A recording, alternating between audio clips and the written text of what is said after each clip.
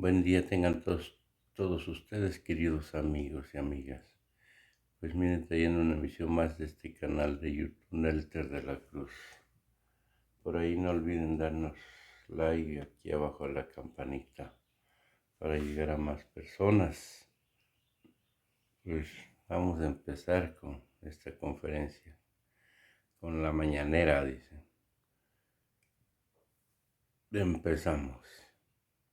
Contratos que se tiene desde cualquier instancia, desde puede ser la CFE, pero también desde cualquiera de este tipo de lugares donde pues se pone en riesgo la vida de los mineros. De hecho, lo que dicen algunos es que ya habían comentado en varias ocasiones que consideraban que no tenían las condiciones para trabajar. Alguno de ellos, de hecho, alcanzó a renunciar antes de que se diera justo este colapso en esta mina. Preguntarle cómo van a atender este tema de precisamente hacer la revisión de en qué condiciones están trabajando en este tipo de minas, si se comprometen también al tema de que con esta revisión pudiera darse justo la no repetición de este tipo de situaciones para una especie de acceso a la justicia y de evitar que incluso se premie a empresas que ya estuvieron involucradas en este tipo de hechos como Grupo México, al cual le dieron incluso ya una concesión también para el tema del Tren Maya. Preguntarle este tipo de situaciones, ¿cómo se van a atender, presidente? Gracias. Pues se está atendiendo y vamos a continuar.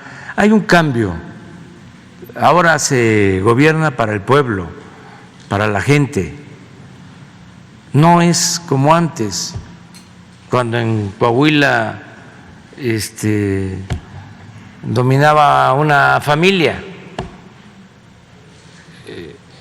y un gran empresario, eran los que dominaban y hacían lo que querían. Ahora es distinto. Entonces vamos a que se continúe con la revisión, que no haya abusos, que se proteja a los trabajadores, lo que planteas de que haya supervisión, la no repetición de estos casos. Pero ahora lo que nos importaba más era el rescate de los mineros atrapados.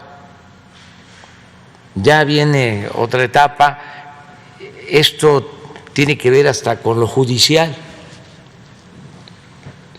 y se tiene que llevar a cabo la investigación, por qué el derrumbe, si la mina estaba en condiciones para trabajar o no, si había seguridad, pero eso es la etapa que viene. Lo principal era, porque están los familiares, ¿qué sucedió la vez pasada? Pasta de Concho.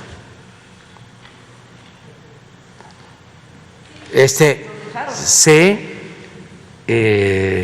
dejó abandonado el rescate. Ahora estamos nosotros en Pasta de Concho rescatando a los cuerpos, porque hicimos ese compromiso por los familiares. Entonces, es completamente distinto. Y yo de nuevo agradezco a quienes participaron en esto. Hay, como se dice coloquialmente, mucha grilla y a veces no les importa el dolor de la gente, sino lo que buscan es sacar raja. Me refiero a líderes nylon, a políticos corruptos, a empresarios deshonestos, a medios vendidos o alquilados. Entonces tenemos que pensar primero en la gente y no aprovechar siempre una tragedia para sacar raja. Las propias familias en un comunicado preguntaban, o bueno, más bien ellas denunciaban que sí tiene que ver este tipo de mineras con contratos con la Comisión Federal de Electricidad. La misma CFE ya había mencionado que no, pero los familiares insisten en que el dueño sí ya tiene otro tipo de contratos. Saber si van a hacer esta revisión o qué hay en torno a la CFE respecto de este No tipo hay de minas. contrato, ese es el informe que me dieron. De todas maneras lo vamos a revisar, pero eso, insisto, es lo que viene. Anoche, como a las 11 de la noche, se rescató al último minero. Tenemos hasta un video, no lo queremos pasar porque es muy fuerte, pero eso era lo que nos preocupaba y ocupaba. Ya vendrá lo demás. Justo sobre este tema también, nada más para finalizar sobre este asunto, lo que ellos proponen es que exista un protocolo nacional de salvamento minero. Te va a ver todo. Están evaluando. Sí. Estamos trabajando allá. Sí. Constantemente. La Comisión Federal de Electricidad es la encargada del rescate de los mineros de pasta de concho. Estamos destinando para ese rescate cerca de 2,000 millones de pesos. Esto es lo material, esto no, eso es lo importante. Pero sí ayuda a entender de que nada humano nos es ajeno, que somos distintos. Entonces, vamos a seguir adelante.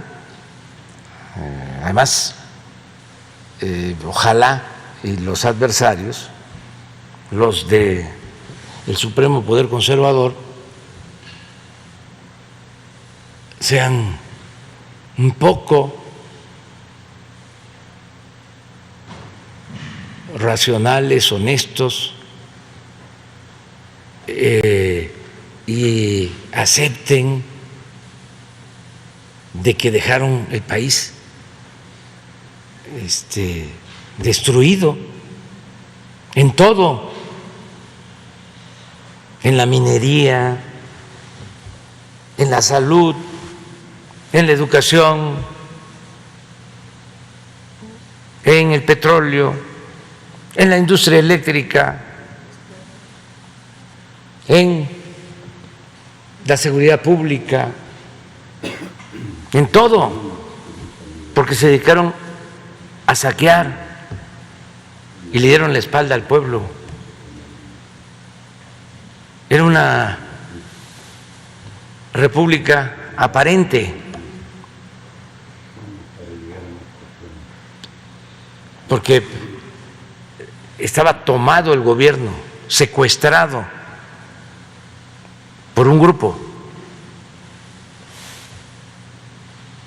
Era un gobierno al servicio de una minoría, un gobierno faccioso. No les interesaba el pueblo. Y todavía se ponen a denunciar todo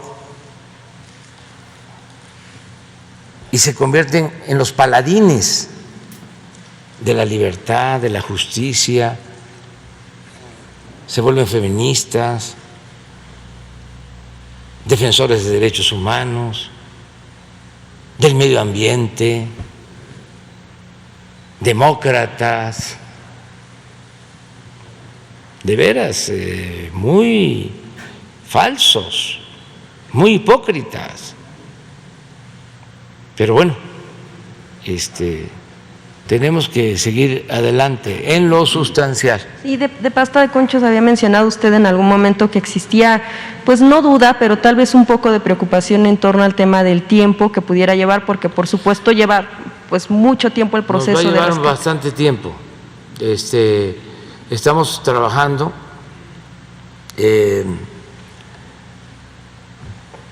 con profundidad, con intensidad, porque estamos buscando tener el rescate, que es lo que deseamos, antes de que termine el gobierno, porque se están haciendo túneles y se tiene que cuidar la situación también de rescatistas. Es un trabajo delicado, entonces nos va a llevar mucho tiempo, pero es un compromiso que hicimos con los familiares de las víctimas y vamos a cumplirlo. Ya nada más otro tema y brevemente sobre el asunto de la Fiscalía General de la República que inicia una investigación en contra de influencers que justo el día de la elección, el mismo 6 de junio, emitieron mensajes en los que pedían o llamaban a votar por el Partido Verde, preguntarle, y bueno, pues justo fue uno de los grandes ganadores en la Cámara de Diputados y pues va a ser también aliado de Morena, pero independientemente de eso, solo preguntarle si es necesario ese tipo de acciones que pudieran llevar a una especie de pues delito electoral precisamente por haber pagado por una campaña en redes sociales que tiene mucho impacto con influencers para llamar al voto el mismo día de la elección, presidente. Gracias. Pues eso es un asunto de la Fiscalía, que ellos lo resuelven. No voy a opinar. Ya hablé bastante de lo de las elecciones. Dije de que fueron elecciones limpias, libres, que estoy satisfecho.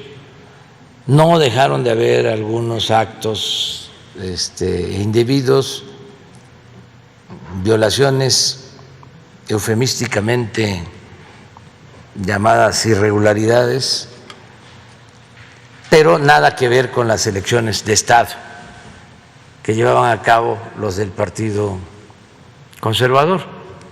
De esos se robaban las urnas, bueno, nos robaron a nosotros hasta la presidencia, a todo el pueblo. Nada que ver, o sea,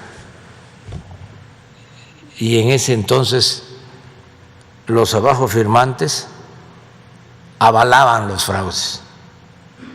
Ahora me da mucho gusto de que, cuando menos, no están hablando de fraude o de elecciones de Estado,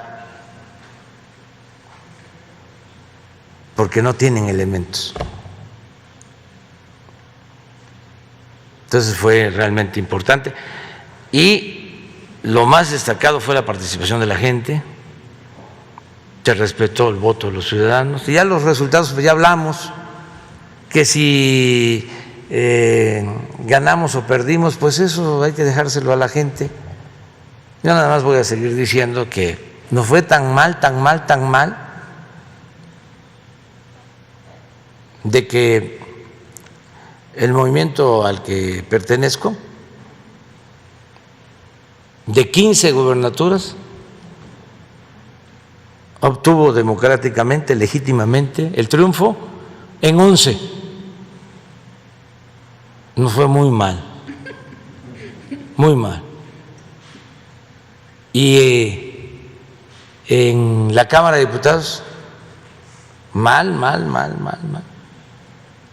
Nada más ganamos 185 de 300 distritos.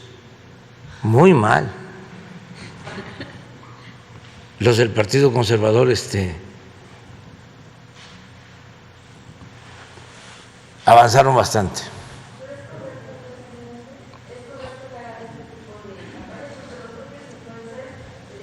No es correcto, pero ya que hablamos aquí de la guerra sucia en la ciudad, de cómo les hablaban los del Partido Conservador, de que no votaran porque se había originado este lamentable accidente, la desgracia del metro, cómo utilizaron este lamentable accidente, esta desgracia, con propósitos electorales, porque pues siempre han andado sopiloteando.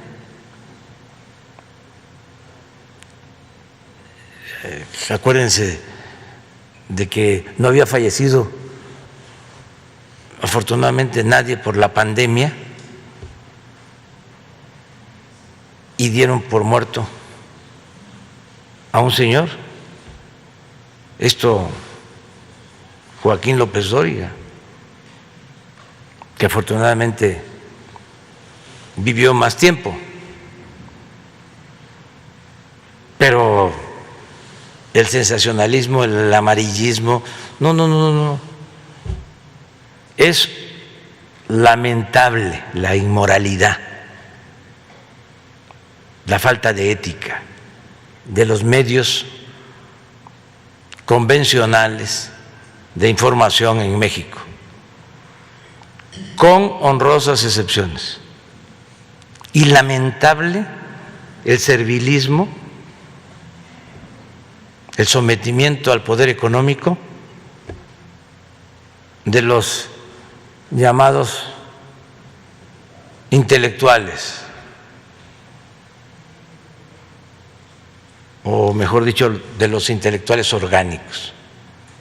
Y todo porque vivían colmados de atenciones y de privilegios. Eran los hijos predilectos del régimen, dueños de medios de información, periodistas famosos, columnistas, intelectuales como Aguilar Camín, como Krause. Por décadas eran los jefes y causaron un daño tremendo, porque cooptaron a la inteligencia o a la mayor parte de los escritores intelectuales, como sucedió en el Porfiriato, que la intelectualidad y el periodismo estaban al servicio del régimen, en este caso, al servicio del régimen y del poder económico. Afortunadamente están surgiendo jóvenes, gente nueva, de escritores, pintores, periodistas,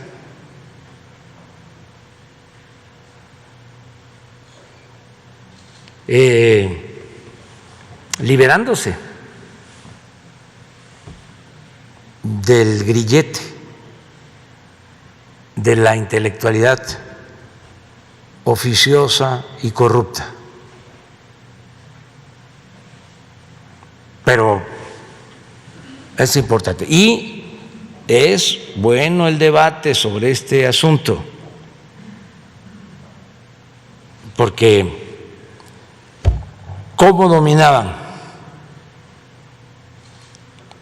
Con el control absoluto de los medios de comunicación.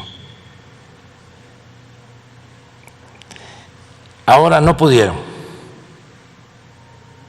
no les alcanzó. Les funcionó aquí, en la ciudad.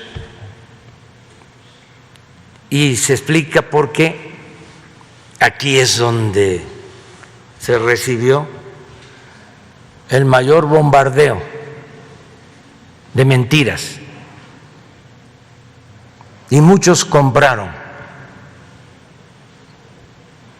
esas mentiras. Muchos. Y con esa manipulación en la capital de la República, que siempre había estado a la vanguardia, ahora hubo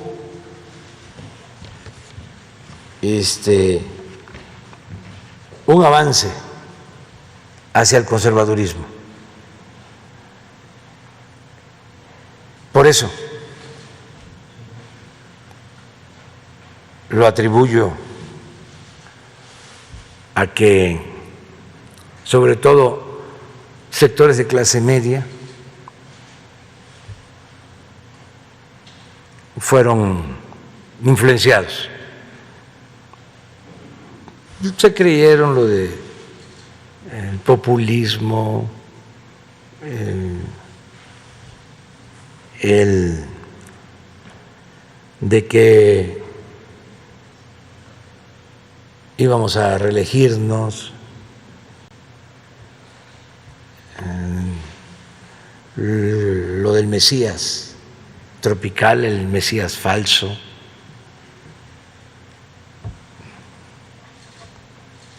Etcétera, etcétera, etcétera. Pero hasta las piedras cambian de modo de parecer. Es muy interesante de cómo la gente humilde, la gente pobre, sí internalizó bien el mensaje. ¿Y por qué? Porque todo mundo sabía de la corrupción que imperaba en México.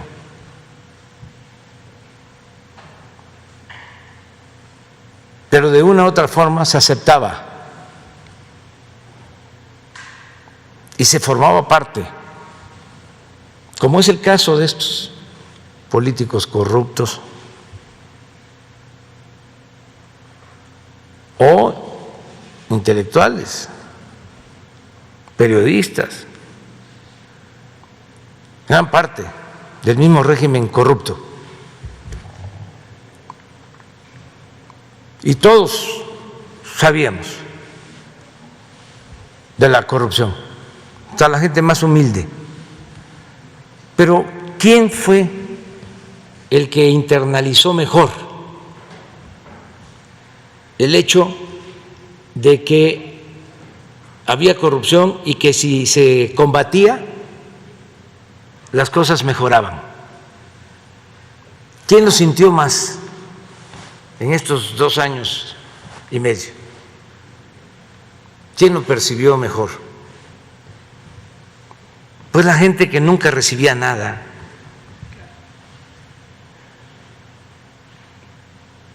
Porque no eran tomados en cuenta, porque se les daba la espalda. Y de repente empiezan a recibir dinero del presupuesto, que es dinero del pueblo, dinero de ellos.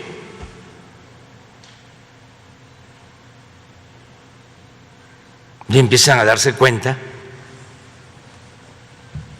de que otro México es posible.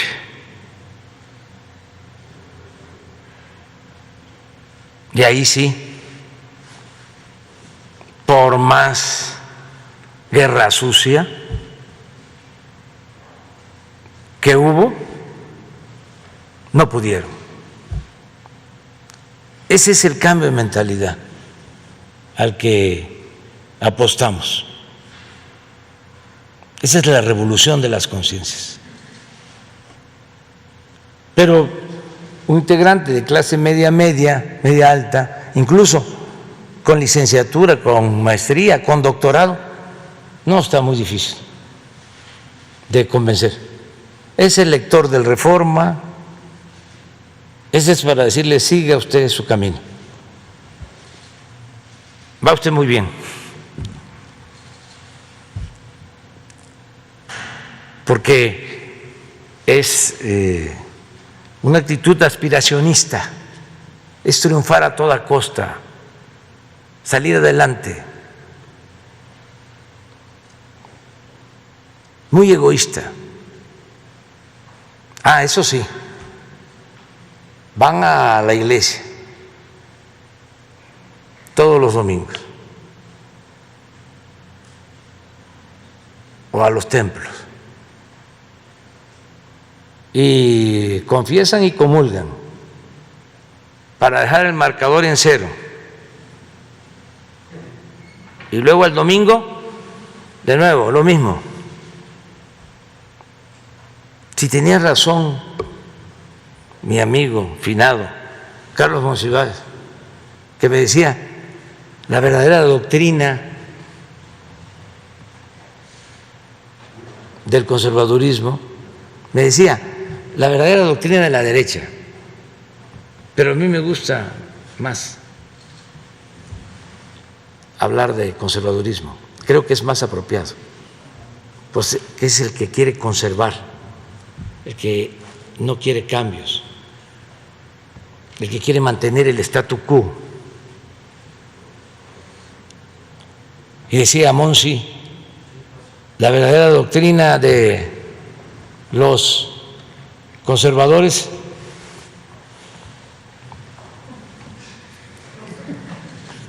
es la hipocresía.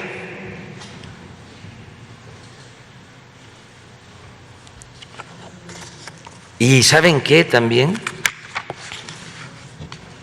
Que hay que seguirlo diciendo. Son clasistas y racistas.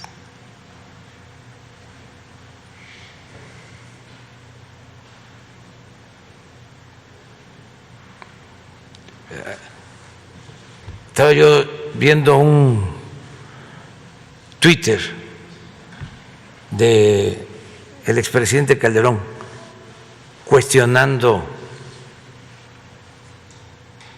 al presidente de Argentina porque cometió un error en una expresión. Ya ofreció él disculpa, pero lo que dice el presidente Calderón, como comentamos aquí, un poco así como el haya sido como haya sido, dice, como comentamos así, no tiene la culpa el indio, fíjense, sino el que lo hizo presidente. ¿A qué les sabe esto? Pero él lo ve normal. Lo otro, el directivo del Reforma, que hasta dudaba yo que se tratara de su cuenta, y en efecto, que divide el territorio del Distrito Federal y hay una línea como un muro que separa a los pobres de la ciudad con los de clase media o alta y pone en la franja de los de clase media y alta, porque esa es la mentalidad conservadora, pone, estos son los que pagan impuestos, y del lado de los pobres, de los trabajadores, de las delegaciones donde vive la gente con menos ingresos, pone, estos son los que reciben subsidio. Primero, además de clasista y de racista, es falso. Todos pagamos impuestos, hasta la gente más humilde. Y segundo, pagan más impuestos sobre la renta los trabajadores que los empresarios. Proporcionalmente. Pero son mitos que se van recreando con el paso del tiempo para sostener un pensamiento conservador, irracional, sin fundamento. No hay argumentos válidos. Y también no crean que hay condiciones como para aceptar que no tienen la razón. No, no. Hay quienes dicen, a ver, explícame esto, convénceme. Pues ya no se puede, pues, estarlos convenciendo tanto. Pero si se les dice, ve la mañanera, infórmate. No.